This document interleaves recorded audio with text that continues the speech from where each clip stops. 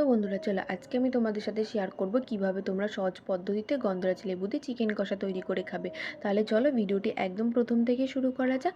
তো আমি এখানে কিন্তু কিছুটা পরিমাণের মাংস নিয়ে নিয়েছি আর তার সাথে নিয়েছি কিন্তু গন্ধরাজ লেবুর রস। তোমরা যতটা পরিমাণে মাংস নেবে ঠিক ততটা পরিমাণ বুঝেই কিন্তু গন্ধরাজ লেবুর রসটা দেবে।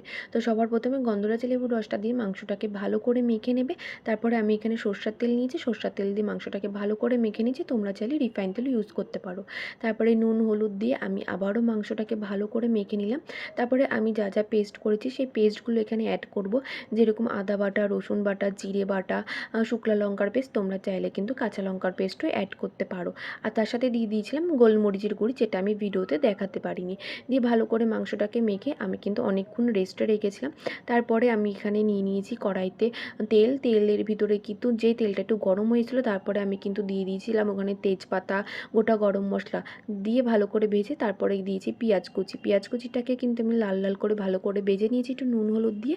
তো এই ভাজা হয়ে এসে তারপরে আমি কিন্তু ওখানে চিনি অ্যাড করেছি। চিনি দিলে স্বাদটা একটু বেশি সুন্দর হয়। তারপরে মাংসটা ওর মধ্যে ঢেলে দিয়ে ভালো করে কষিয়ে নিয়েছি। দেখো এখানে কিন্তু তেল ছাড়া শুরু করছে। তোমরা মাংসটাকে যতক্ষণ সময় দিয়ে কষাবে ততটাই কিন্তু খেতে আরও বেশি টেস্ট হবে।